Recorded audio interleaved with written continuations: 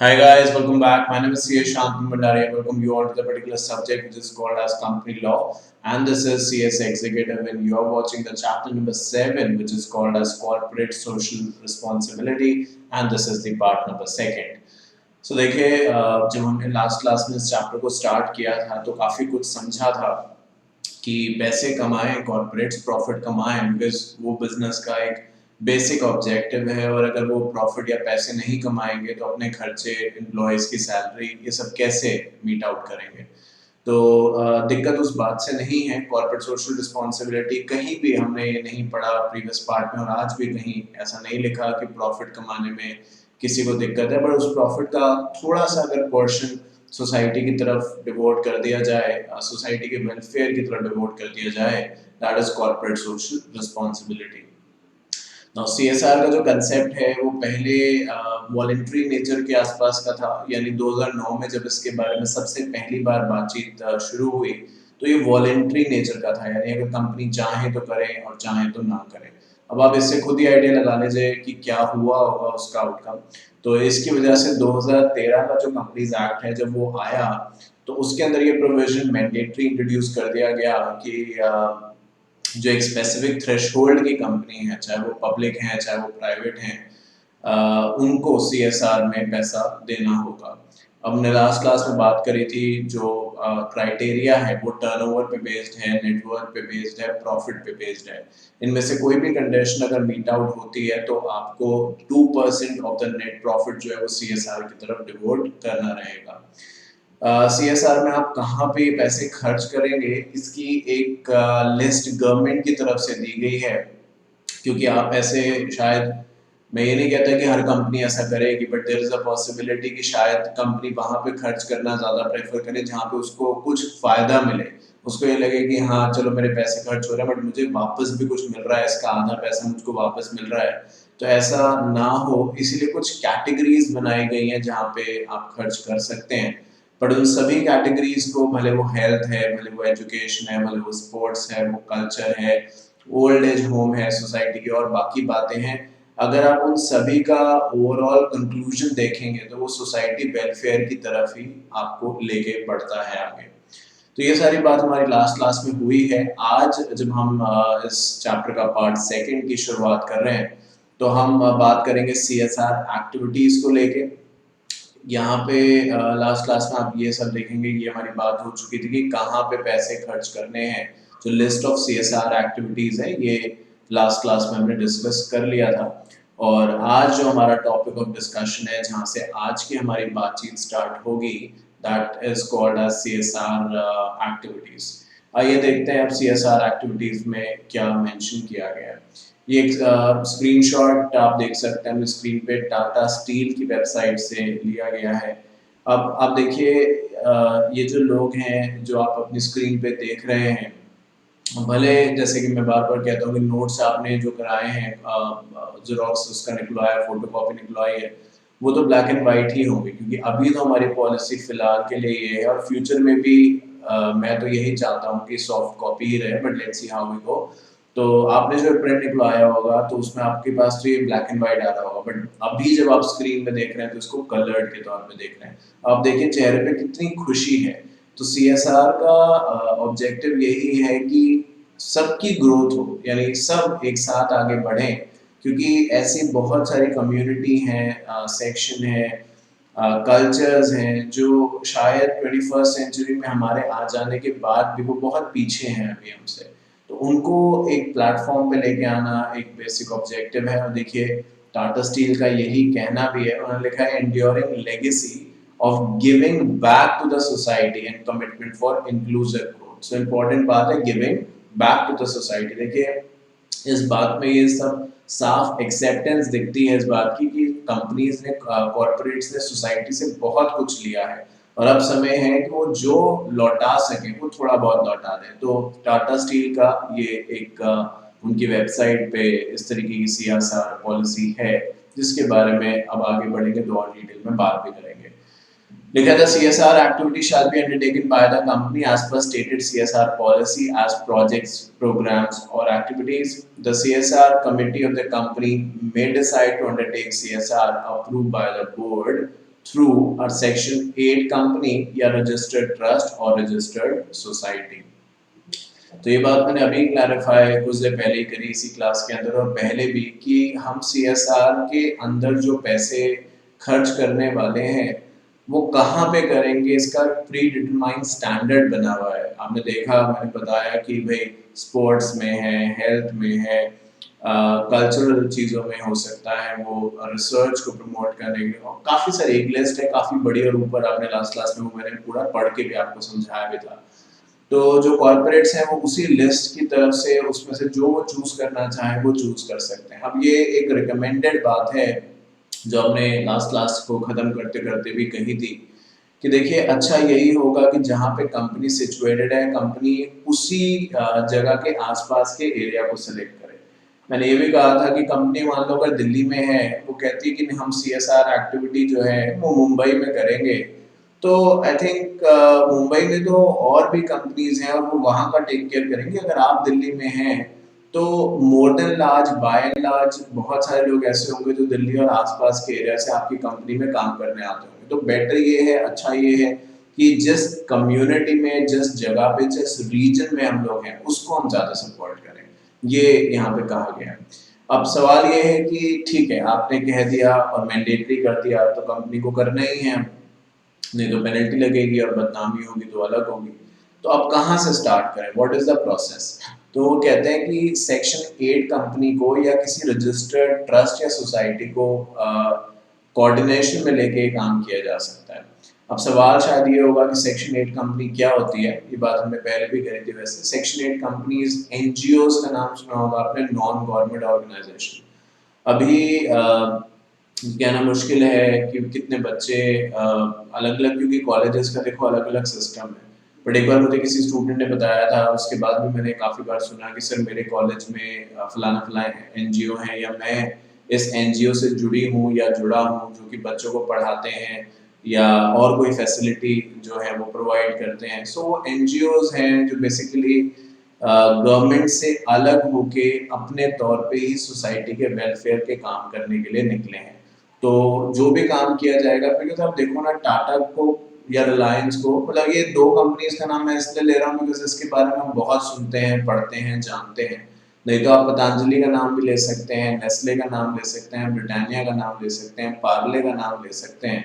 ये सभी जितनी मैंने कंपनीज आपको भी बोली हैं ये सारी सीएसआर करती हैं, ये मैंने इनकी वेबसाइट पे चेक भी किया है। और आप भी कभी भी अगर आप चाहें तो किसी भी कंपनी की वेबसाइट पे जाके भी देख सकते हैं, वहाँ पे होगा सीएसआर पॉलिसी करके टैब बना होगा, उसको क्लिक करेंगे उसकी डिटेल्स आ जाएंगी। तो खैर मेरे कहने का ये मतलब है कि अब जैसे कि मैंने बताया ये कंपनीज हैं, इनको सीएसआर में खर्चा करना है, बट ये कहाँ से स्टार्ट करें, इनको क्या पता किस रीजन में किस चीज़ की ज़रूरत है। तो ये क्या करेंगे, सेक्शन 8 कंपनीज यानी एनजीओ के साथ कोलैबोरेट करेंगे, उनकी मदद से उन एरियाज में पहुंचेंगे जहाँ पे जाना ज़रूरी है और जहाँ पे इनकी फंड्स की काफ़ी नीड है। बिकॉज जहाँ पे ऑलरेडी सब कुछ सही है या नियर अबाउट सही है, वहाँ ना जाके मैं ये प्रेफर करूँगा कि जहाँ पे कुछ नहीं है और बहुत बुरी सिचुएशन है वहाँ पे हम जाएं। तो वही बात यहाँ पे करी गई है कि किसी भी कंपनी यानी एनजीओ के साथ मिलके या किसी सोसाइटी या ट्रस्ट के साथ मिलके इस काम को आगे बढ़ाया जा सकता है। ये नहीं कहा जा रहा कि आप उनके भरोसे छोड़ दीजिए कि आपने कंपनी होने के नाते एनजीओ या ट्रस्ट और सोसाइटी को पैसा दे दिया कि ये लो जी अब आप कर लो सीएसआर हमारी तरफ से। ऐसा नहीं है। कंपनी की जो सीएसआर कमेटी है जिसके बारे में हमने लास्ट क्लास में बात भी करी थी, उनको तो डे टू डे देखना ही पड़ेगा क्या हो रहा है क्या नहीं हो रहा, बट जस्ट टू फैसिलिटेट, एक ईज करने के लिए, इजी बनाने के लिए, एक प्लेटफॉर्म देने के लिए कि कहाँ से शुरुआत करनी है चीज़ों की, वो यहाँ पे कहा जा रहा है कि आप इनकी मदद ले सकते हैं। उसके बाद लिखा है कंपनी में also collaborate with other companies for undertaking projects और प्रोग्राम और CSR activities in such a manner that CSR committee of the respective companies are in position to report separately on such projects। देखिए अब हो सकता है किसी एक ऐसा स्लम एरिया है, रूरल एरिया है, गांव है, जहाँ पे हेल्थ का बहुत ज़रूरी काम करना है, जो ड्रेनेज सिस्टम है वो प्रॉपर नहीं है, या एजुकेशन का कोई काम करना है और उस काम को करने के लिए मान लीजिए 500 करोड़ का खर्चा अप्रोक्सीमेट बताया जा रहा है। पर एक कंपनी है जिसका CSR जो है, क्योंकि 2% देना है नेट प्रॉफिट का, तो कंपनी दो है। एक कंपनी है जिसका 250 करोड़ बन रहा है 2%, और दूसरी कंपनी है उसका भी 250 करोड़ बन रहा है। तो ऐसे वो ये कह रहे हैं इस पॉइंट में कि जरूरी नहीं है कि हर कंपनी इंडिविजुअली ही अपना अपना करे। आपने अपनी लिमिट के जो पैसे हैं वो देने हैं। अब आपकी लिमिट की जो है, जैसे कि मैंने बताया, अगर किसी कंपनी की 2% जो है नेट प्रॉफिट का 2%, वो 250 करोड़ आ रहा है, तो दो कंपनीज मिलके भी एक प्रोजेक्ट को अंडरटेक कर सकते हैं। मैंने बताया है एक प्रोजेक्ट में 500 करोड़ की जरूरत है, तो company A and company B दोनों मिल जाएं और 500 करोड़ रुपए कंट्रीब्यूट करते हैं मिलके, अपना अपना पोर्शन कंट्रीब्यूट, क्योंकि वैसे भी तो 250-250 करने ही वाले थे ना, बट अलग अलग जगह पे करते तो शायद इतना अच्छे तरीके से ये काम ना हो पाता। तो कहते हैं कि आपस में आप कोऑर्डिनेट भी कर सकते हैं, मिलजुल के भी काम कर सकते हैं। देखो अल्टीमेट ऑब्जेक्टिव, आप ये मत सोचिए कि हम यहाँ पे कंपनीज को पनिश कर रहे हैं या उनसे जबरदस्ती पैसे निकलवा रहे हैं, क्योंकि जो चीज जबरदस्ती करी जाती है ना, मेरे हिसाब से वो ना ही ज्यादा अच्छी लगती है और ना ही ज्यादा समय तक हम कर पाते हैं। तो जब तक हमारा खुद उसके अंदर इंटरेस्ट नहीं होगा, जैसे बहुत सारे बच्चे मुझे भी मैसेज करते हैं जब ये क्लासेस की रिकॉर्डिंग चल रही है कि सर हमें कंपनी लॉ की क्लास बहुत अच्छी लग रही है आपकी, मन करता है कि हम देखें। तो ऐसे क्या है, इस बात को सुनने से उनका इतना ही कह देना बहुत होता है, क्योंकि इस बात को सुनने से क्या होता है, मुझे भी मोटिवेशन आता है ना। तो कहीं ना कहीं ये एक इम्पॉर्टेंट बात है कि अगर हम मोटिवेट होकर कोई काम करेंगे, हम ये सोच के करेंगे कि मैं ये खर्चे करने के साथ साथ, क्योंकि वो तो हो ही रहा है कंपनी का, मुझे इसको अच्छे तरीके से यूटिलाइज करना है जिससे कि इसका फायदा हो सके लोगों को जिसके लिए हम कर रहे हैं। तो एक अलग जील होगी, एक अलग इंथुजियाज्म होगा उसको करने का। बट अगर मैं ये कह रहा हूँ कि नहीं यार ऐसा क्यों है, मैं क्यों खर्च करूँ, ये है वो है, कोशिश करूँ कम से कम करूँ, फ्रॉड करूँ, कुछ भी करूँ, तो फिर वो इंटरेस्ट हम खर्च नहीं कर पाएंगे वैसे, और ना ही उतना फायदा लोगों को मिल पाएगा जितना कि मिल सकता था अगर हम दिल से उसके लिए काम करते। तो उन्होंने यही कहा कि कंपनीज मिलकर भी ये काम कर सकती हैं, बस वो ये ध्यान रखें कि अपना अपना कितना उन्होंने खर्च किया है उसकी रिकॉर्डिंग को सही तरीके से करें, उस पैसे की ट्रांजेक्शन वगैरह की जो एंट्री है वो सही तरीके से करें, जिससे कि कभी कभी भी अगर हिसाब मांगा जाए किसी भी तरीके से तो वो दे सकें। ऐसा ना हो कि मिलजुल के काम किया और पता ही नहीं चल रहा किसने कितना किया है, ऐसा नहीं होना चाहिए। उसके बाद लिखा है CSR projects or program or activities undertaken in India only shall amount to CSR expenditure.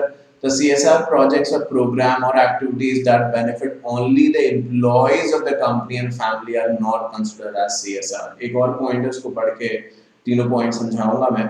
Contribution of any amount directly or indirectly to any political party shall not be considered as a CSR activity.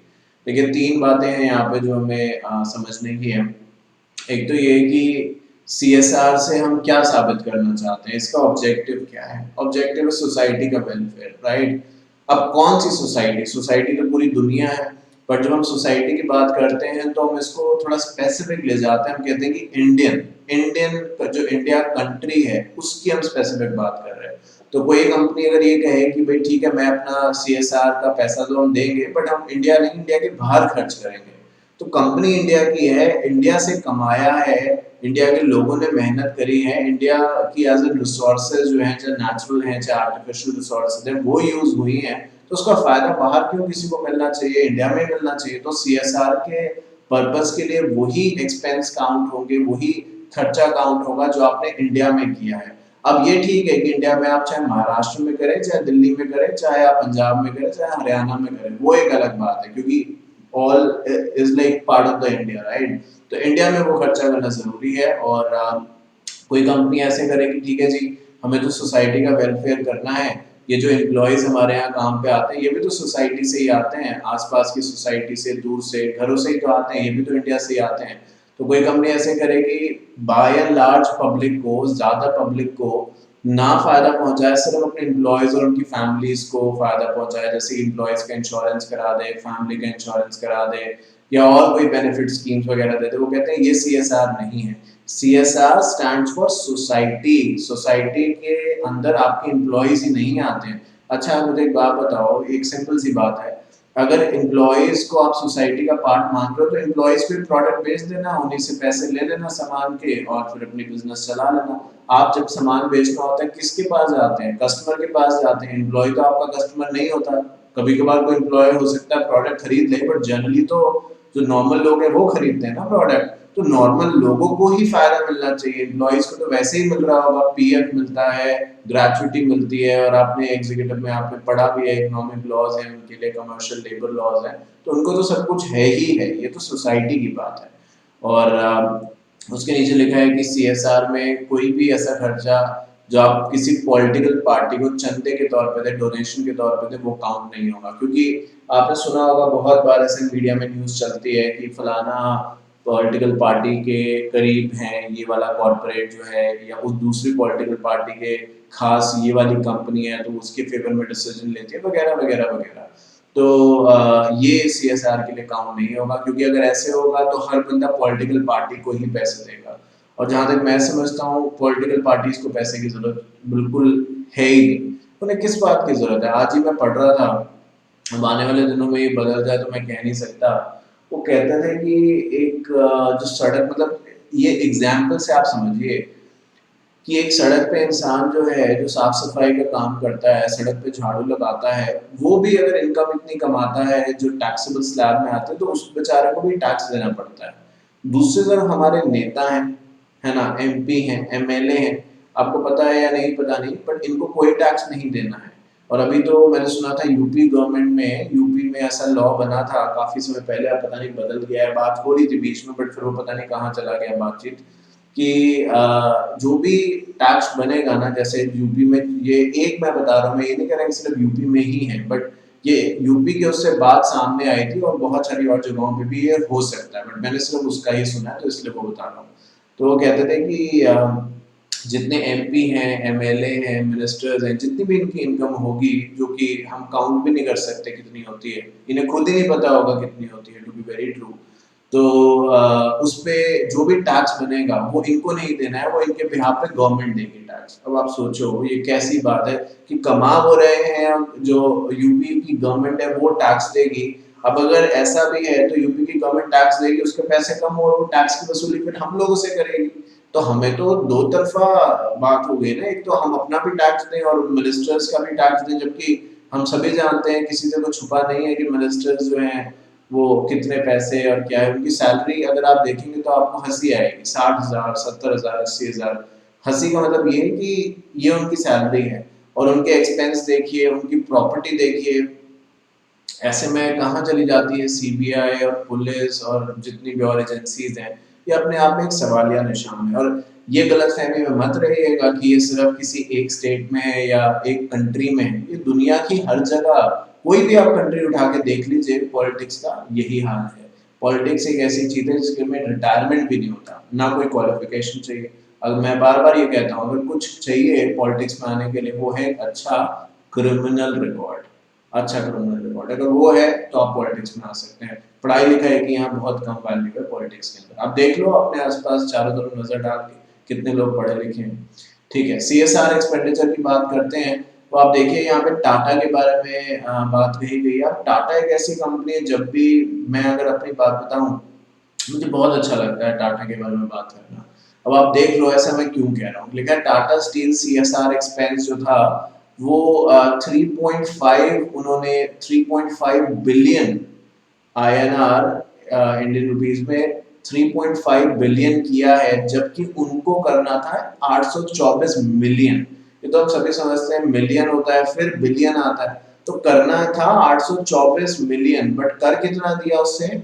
200 282 times ज्यादा।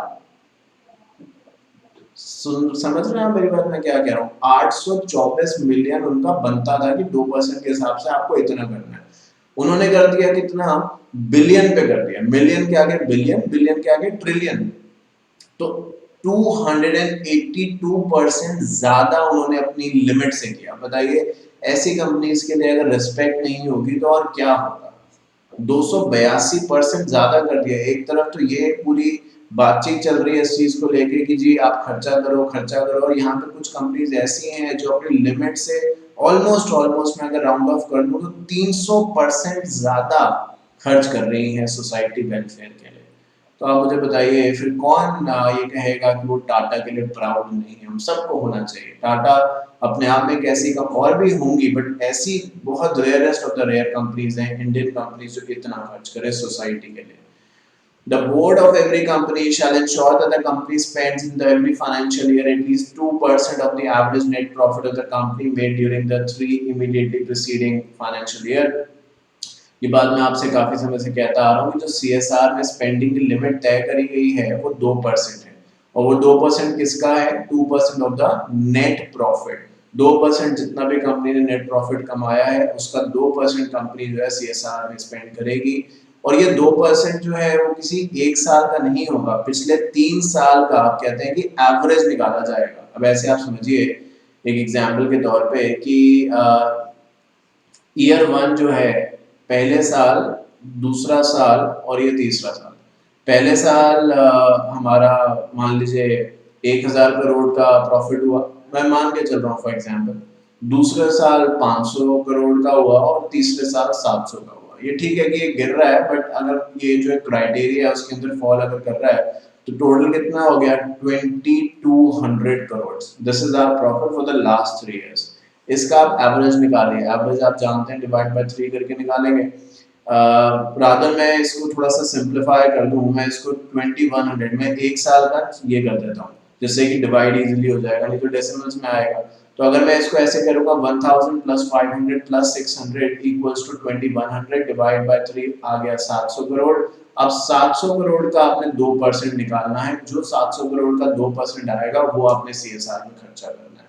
तो जब हम 2% की बात कहते हैं तो इसको on the face of it मत लीजिए, 2% ऑफ द प्रॉफिट, जो नेट प्रॉफिट है of the last 3 financial year, previous 3 financial years का आप एवरेज आउट प्रॉफिट निकालिए, पहले उसका एवरेज आउट निकालिए, मतलब डिवाइड बाय 3 करेंगे तो एवरेज निकल जाएगा, और जो एवरेज से निकल के आएगा उसका 2% आपको खर्च करना है। तो देखिए हम ये भी नहीं कह रहे कि 10%, 5%, 20%, सिर्फ 2% की बात यहाँ पे करी जा रही है।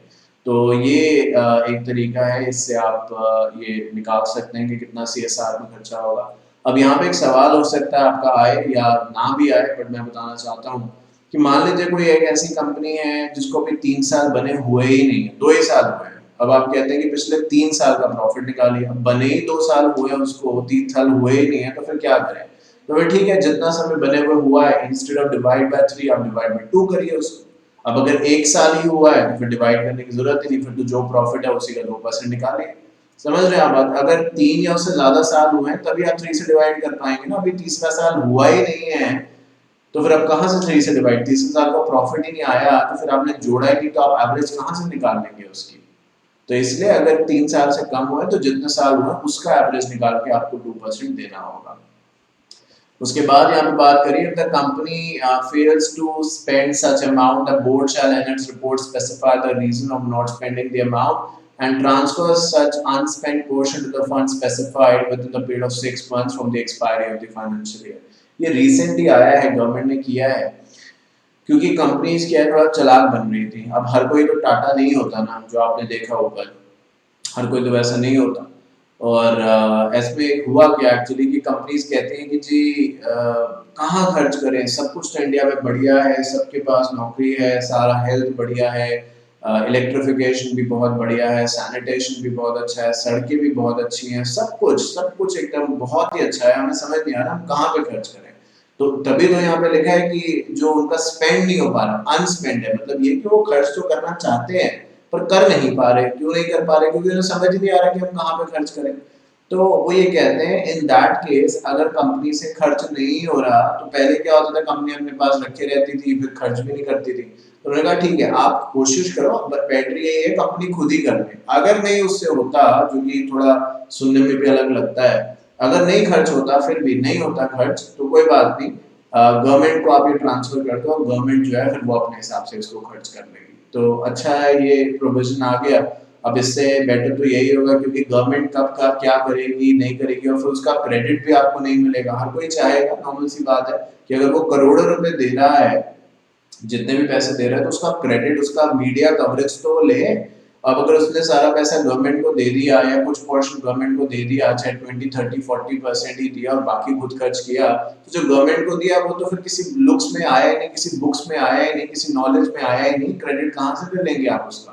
तो अच्छा है अपने जब आपको खुद मौका मिला है कि आप डिसाइड कर सकें कि आप कहाँ पे खर्च करना चाहते हैं इसे, तो आप ही करें। नहीं करेंगे तो यहाँ पे बताया जा रहा है कि जब भी फाइनेंशियल ईयर खत्म हुआ उसके 6 महीने के अंदर अगर आपसे नहीं खर्च होता तो लाइए हमें दे दीजिए, गवर्नमेंट उसको खर्च कर लेगी। लिखा था company shall give preference to the local areas, ये बात हमारी हो चुकी है, areas around which it operates for spending the amount allotted to CSR activities. Expenditure incurred in undertaking normal course of business will not form CSR. अब ये मैंने आपसे पहले ही कहा कि जहाँ की कंपनी है कोशिश करी जाए वहीं पे हम खर्च करें। और साथ साथ जैसे अभी आजकल क्या है, कंपनीज अपने एम्प्लॉयज़ को इंश्योरेंस प्रोवाइड करती हैं, है ना। ये जैसे मेरी कंपनी ने भी हमें किया हुआ है, हेल्थ इंश्योरेंस है, पता नहीं कितने 1-2 लाख रुपए का है, 5 लाख रुपए का जो भी है, कि एडमिट अगर हो जाते हो तो आप वो कार्ड होता है उनका, वो आप दिखाएं और आपको रिम्बर्समेंट हो जाएगा।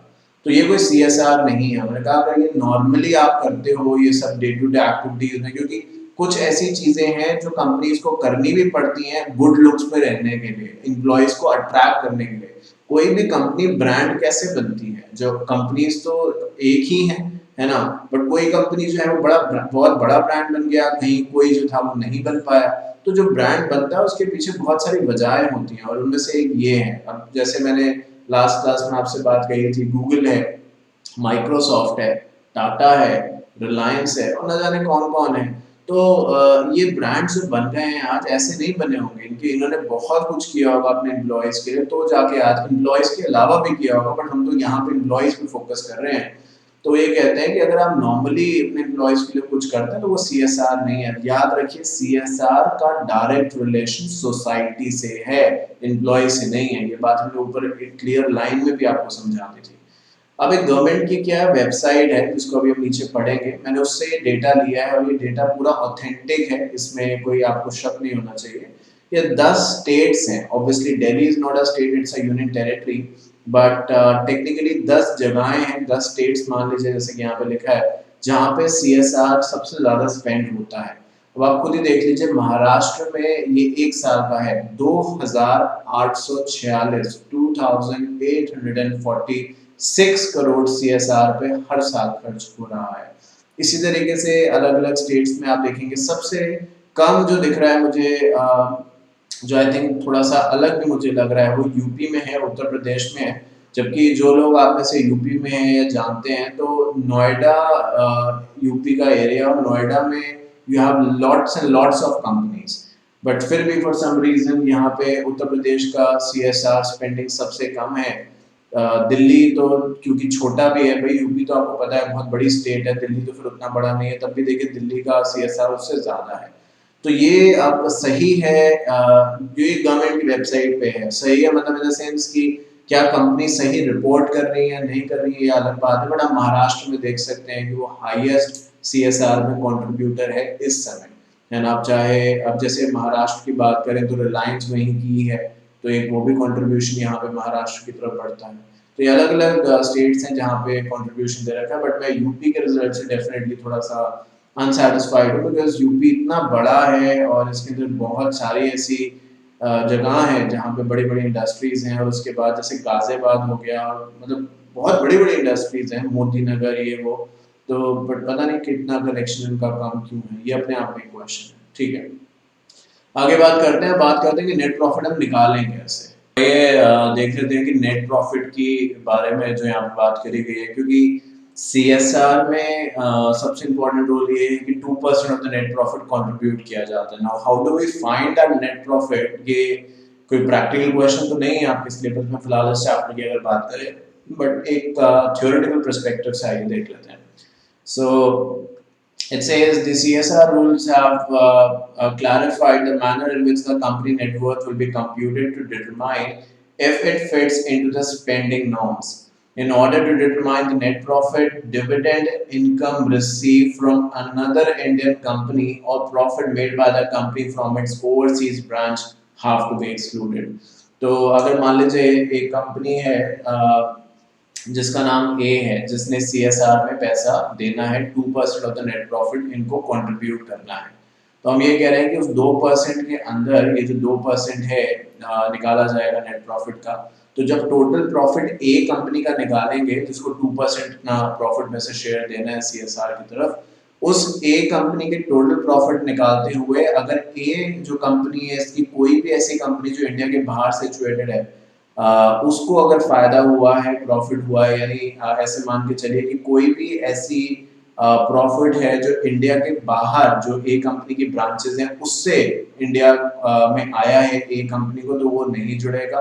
साथ साथ अगर ए कंपनी ने किसी और दूसरी कंपनी के शेयर्स खरीदे हुए हैं, क्योंकि एक कंपनी दूसरी कंपनी के शेयर्स खरीद सकती है, मेंबर बन सकती है, हमने पहले भी इसके बारे में बात करी थी चैप्टर 2 के अंदर। तो वो जो डिविडेंड इनकम आएगी, क्योंकि जब आप शेयर्स खरीदते हैं, हमने प्रीवियस क्लासेस में बात भी करी कि डिविडेंड मिल सकता है, अब मिलेगा या नहीं मिलेगा वो डिपेंड करेगा बहुत सारे फैक्टर्स पे। तो दो बातें हो गई, जो ए कंपनी इंडिया में सिचुएटेड है उसको अपना 2% ऑफ द नेट प्रॉफिट का पोर्शन टुवर्ड्स सीएसआर देना है। तो वो जो नेट प्रॉफिट ए कंपनी का निकाला जाएगा उसके अंदर अगर ए कंपनी की कोई बाहर से फॉरेन इनकम आ रही है तो वो नहीं जुड़ेगी, और साथ साथ अगर ए कंपनी ने इंडिया में ही किसी दूसरी कंपनी के शेयर्स खरीदे हुए हैं और उस कंपनी से कोई डिविडेंड की इनकम आ रही है तो वो भी ए कंपनी के नेट प्रॉफिट को जोड़ने में नहीं जुड़ेगी, उसके कंप्यूटेशन में इंक्लूड नहीं होगी। तो फॉरेन इनकम भी आप नहीं जोड़ेंगे और ना ही जो कंपनी ए है उसको अगर कोई डिविडेंड इनकम आ रही है कहीं से वो भी आप नहीं जोड़ेंगे। तो बाकी नॉर्मली जो अकाउंटिंग प्रोसेस है उससे नेट प्रॉफिट निकाला जाएगा। डिस्क्लोजर्स की अगर बात करें, लिखा है it is mandatory for the companies to disclose in the board report annual report on CSR. The report includes the following: a brief outline of the company's CSR policy, including overview of projects program to be undertaken, the composition of the CSR committee, prescribed expenditure, detail of CSR spent during the financial year. अभी मैं पढ़ के मैं समझाऊंगा एक एक point. In case the company has failed to spend 2% of the average net profit for the last 3 years or any part thereof, the company shall provide the reason for not spending the amount in the board report. देखिए ये बात हमारी काफ़ी हद तक हो चुकी है कि जो कंपनी अपनी एनुअल रिपोर्ट देगी, क्योंकि उनको शेयर होल्डर्स को, कंपनी को शेयर होल्डर्स को बताना पड़ेगा और गवर्नमेंट को भी बताना पड़ेगा कि भाई उन्होंने सीएसआर फ्रंट पे जो खर्चा करना था वो किया, और किया तो कहाँ किया, और नहीं किया तो क्यों नहीं किया, और किया और बच गया 2%, मान लो 100 करोड़ होता था बट खर्च सिर्फ 80 करोड़ हुआ, तो बाकी ऐसी क्या वजह थी कि वो 20 करोड़ खर्च नहीं कर पाए। तो यही बताया जा रहा है यहाँ पे कि जो डिस्क्लोजर्स हैं वो देने पड़ेंगे कि आपकी सीएसआर की पॉलिसी क्या है।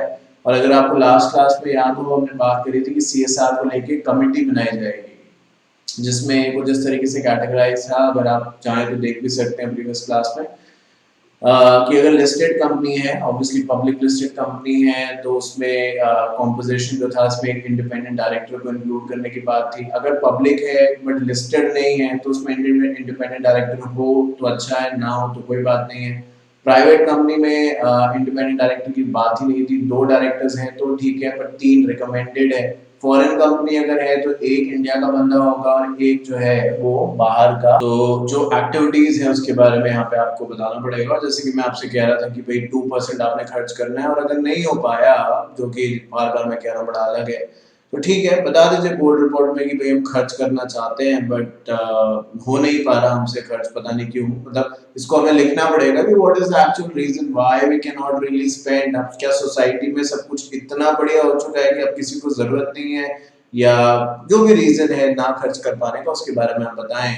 पर जैसे कि हमने ऊपर पढ़ा था कि आप बता जरूर दें बट इस गलतफहमी में ना रहें कि आप कोई पैसे बचा पाएंगे, क्योंकि आप नहीं खर्च करेंगे तो ये पैसा गवर्नमेंट को आपको ट्रांसफर करना होगा, फिर गवर्नमेंट इसको खर्च करेगी।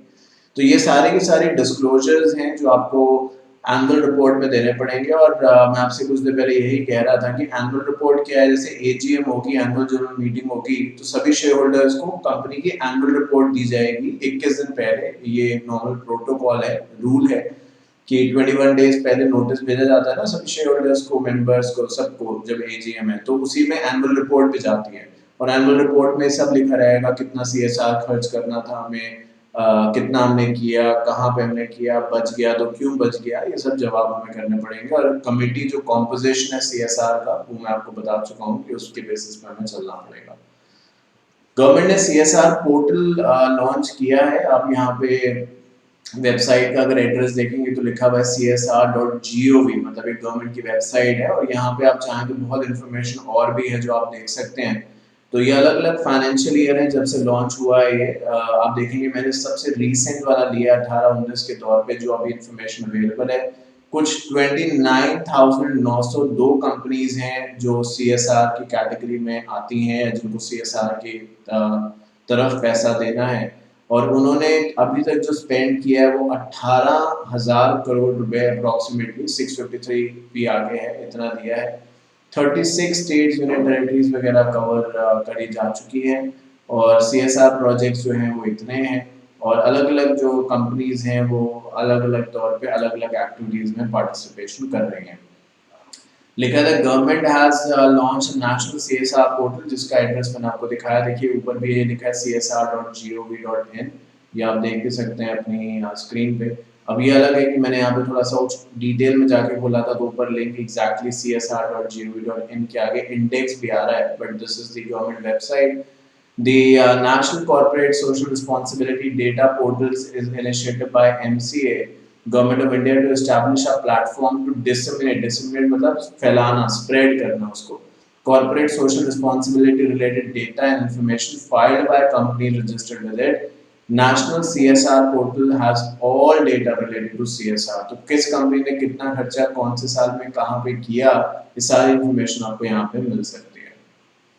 अब कहने के लिए यहाँ पे चैप्टर खत्म हो जाता है, बट क्योंकि मैं वाइडेस्ट मॉड्यूल कवरेज के बेसिस पे पढ़ाता हूँ, आप अच्छे तरीके से जानते हैं, तो वहाँ पे कुछ FAQs दिए हुए हैं। FAQ का मतलब है फ्रीक्वेंटली आस्क्ड क्वेश्चन, जो CSR से रिलेटेड जनरली क्वेश्चन लोगों के दिमाग में आते हैं।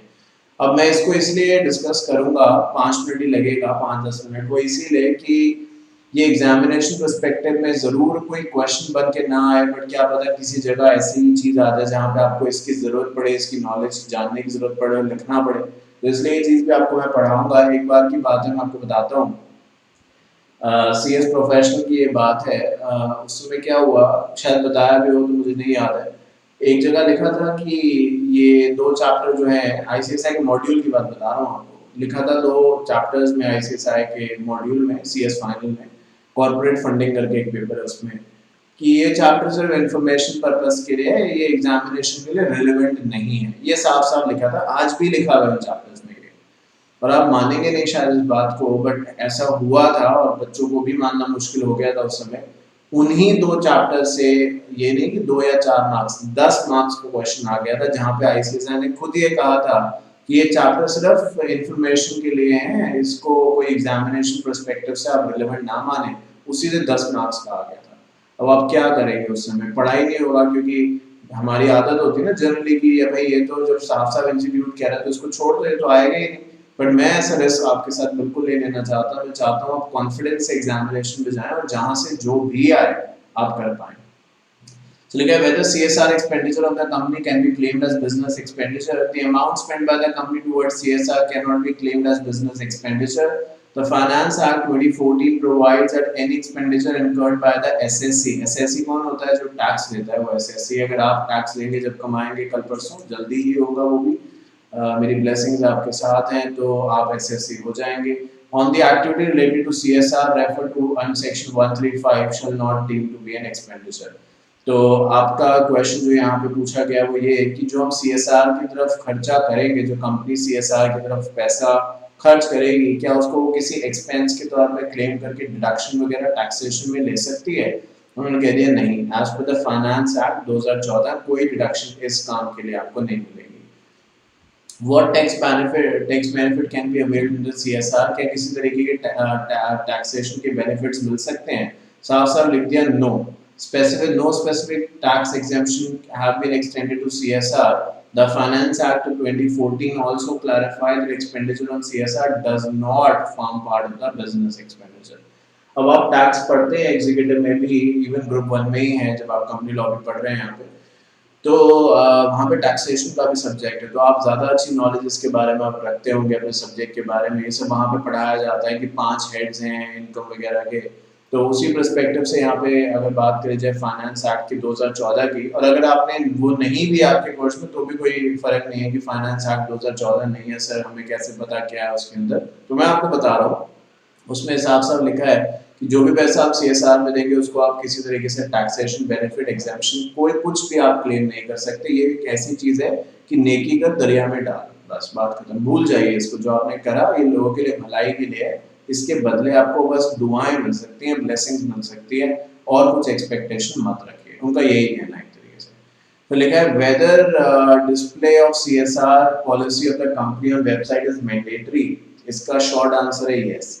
Because the board of directors of the company shall, after taking into account the recommendation of CSR, approve CSR for the company and disclose the content of the policy in its report, and same should be displayed on the company website. अब ये वैसे सवाल शायद मैं पहले answer कर चुका हूँ, क्योंकि अगर वेबसाइट पे ये इन्फॉर्मेशन ना अवेलेबल होती CSR की, तो मैंने ये डेटा कहाँ से लिया होता है? जो टाटा का आप देख रहे हैं, या इससे प्रीवियसली भी हमने बात करी, मैंने कहाँ से डेटा कलेक्ट किया? वहीं से तो किया, वेबसाइट से। तो सारी की सारी इन्फॉर्मेशन, क्या किया, कितना किया, कौन से एरिया में किया, किसके लिए किया, कितना अमाउंट किया, क्या बच गया, ये सब कुछ कंपनी की वेबसाइट पे डिस्क्लोज करना मैंडेटरी है। गवर्नमेंट का क्या रोल है? लिखा, what is the role of the government in monitoring and implementation of CSR under the provision of companies act? The main thrust and spirit of the law is not to monitor but to generate conducive environment for enabling corporates to conduct themselves in socially responsible manner while contributing towards human development goals of the country. देखिए, ये बात English में भले सुनने में थोड़ी अलग लगती है, बट हिंदी में काफ़ी बार मैं आपको एक्सप्लेन कर चुका हूँ कि डराना, धमकाना या किसी भी और तरीके से प्रेशर करना ऑब्जेक्टिव नहीं है CSR का। मैंने कुछ देर पहले इसी क्लास में कहा, ये काम ऐसा है जो आप दिल से करेंगे तो आपको खुद भी अच्छा लगेगा, बिकॉज ये सोसाइटी के लिए आप कर रहे हैं। और आज के ये तो अब 2013 से एप्लीकेबल हुआ है CSR। कंपनीज तो पता नहीं बहुत पुरानी पुरानी कंपनीज है, टाटा, रिलायंस, ये वो, और न जाने कितनी कंपनीज, पार्ले और ब्रिटानिया, और बहुत सारी कंपनीज है, बहुत पुरानी है, तो उन्होंने इतने साल तो कमाया ही है। और अगर उनको देना भी पड़ रहा है वो भी 2%, तो कौन सी ऐसी बड़ी बात होगी? खुद ही सोचिए, जब उनके पास होगा तभी तो उनसे मांगा जा रहा है। ये तो कहीं नहीं कहा गया कि जिसको लॉस हो रहा है या जो कोई भी कंपनी है उसको देना है, ऐसे तो हमने नहीं कहा। थ्रेशोल्ड, टर्नओवर की लिमिट बनाई है कि जो इसके ऊपर है, जो दे सकता है उसी से मांगा जा रहा है, हर इंसान से, हर कंपनी से। ये नहीं कहा जा रहा कि जी आपको जबरदस्ती देना ही पड़ेगा, ऐसे तो कहीं भी नहीं है।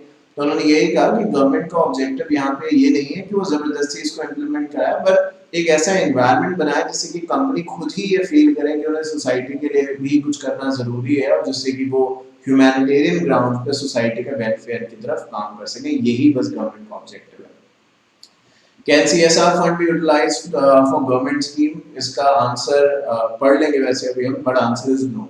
गवर्नमेंट स्कीम के अंदर गवर्नमेंट अपना पैसा लगाएगी, आप गवर्नमेंट की तरफ चिंता मत करिए। क्या कंपनी गवर्नमेंट को चलाएगी? क्या गवर्नमेंट के पास कोई रिसोर्सेज की कमी नहीं है? अब ये अलग बात है कि वो रिसोर्स कैसे यूज करे, इस पर हम कमेंट नहीं कर सकते, बट उनके पास रिसोर्सेज की कमी नहीं है। जब वो, मैंने अभी बताया कि वो अपने मिनिस्टर के टैक्स तक भर सकते हैं, तो फिर क्या और क्या बाकी रह गया कहना? तो रिसोर्सेज की कमी नहीं है। यहाँ पे एक आ गया, आप अपनी तरफ से जो कर सकते हैं वो करिए, गवर्नमेंट के उसमें आप मत आइए। गवर्नमेंट को जो करना है वो अपनी तरफ से करेंगे। The objective of this provision is indeed to involve corporates in discharging their social responsibility with their innovative ideas and management with greater efficiency and better outcomes. Therefore, CSR should not be interpreted as source of financing the resource gaps in government. तो objective यही है कि society का welfare किया जाए, efficiency बढ़ाए, but government से इसको आप लिंक मत करिए। गवर्नमेंट को जहां भी जरूरत होगी वो लोन लेगी या जैसे भी करेंगे अपना काम। आप ये मत सोचिए कि गवर्नमेंट को कमी पड़ रही है तो चलो हम गवर्नमेंट को पैसे देते हैं। कंपनी कौन होती है गवर्नमेंट को चलाने वाली? भाई गवर्नमेंट सबको चलाती है, तो गवर्नमेंट से इस बात का कोई लेना देना नहीं है। आप कंपनी के तौर पे अपने आप जो आप कर सकते हैं वो आप करें। और इसी के साथ ये चैप्टर तो कंप्लीट होता है, बट आप एक एनेक्चर देख रहे हैं नीचे, ये एक किस तरीके से CSR के बारे में बोर्ड रिपोर्ट में लिखा जाएगा, इसका एक ये फॉर्मेट है।